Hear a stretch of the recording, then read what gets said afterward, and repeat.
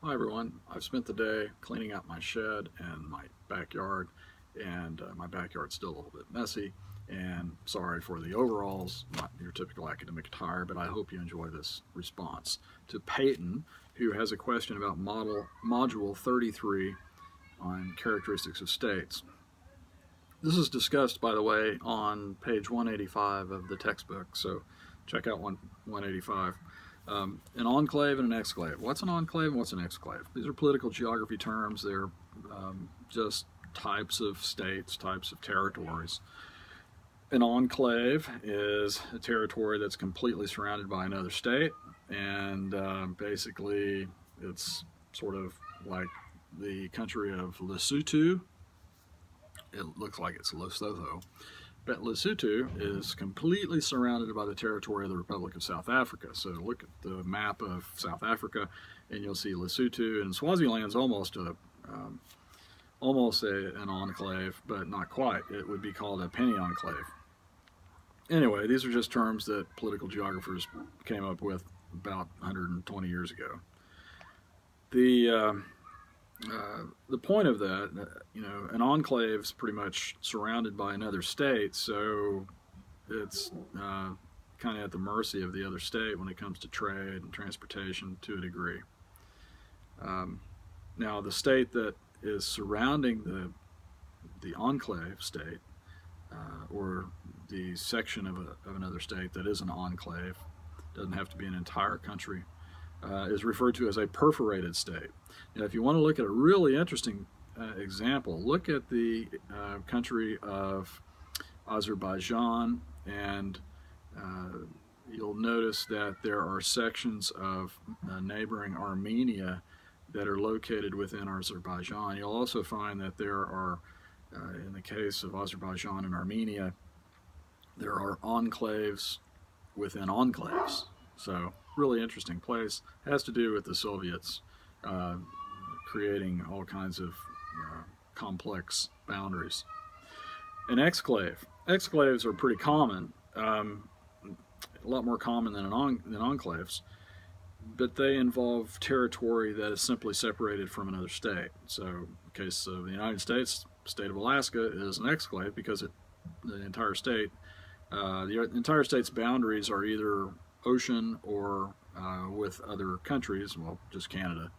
But so Alaska is an exclave, and Hawaii, being an island chain, is also an exclave.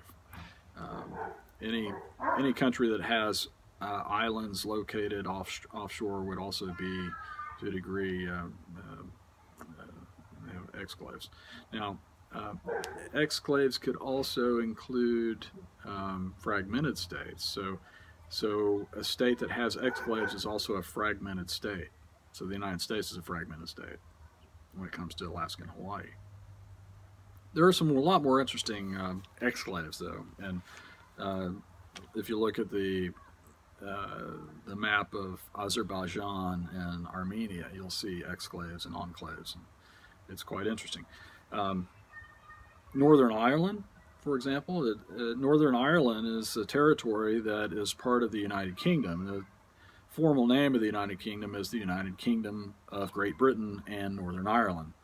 And Northern Ireland, of course, is for many, many decades was torn by civil strife between people who wanted to um, join up with the Republic of Ireland, primarily Roman Catholics within Northern Ireland, and those who wanted to, of course, remain with the UK, primarily the Protestants within Northern Ireland. Now, the majority of people in Northern Ireland in the old days were Ulster Scots, people who had been transported to Northern Ireland by the British, by the English, in order to subjugate the Irish.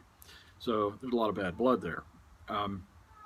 Another really interesting example in Europe is what's referred to as Kaliningrad, Kaliningrad Oblast to be precise. And this is a territory that was taken by the Soviets during 1945 at the end of World War II, and it was a territory of Germany that used to be part of East Prussia, and so it's a German a German region that was turned over to the Soviets, and of course the Soviets wanted it because it has a warmer water port on the Baltic Sea. So Kaliningrad Oblast is a territory today that is an exclave of Russia now because the Soviet Union's gone, and it is an interesting outlier from Russia. I hope this helped. A little bit long, but I hope this helped.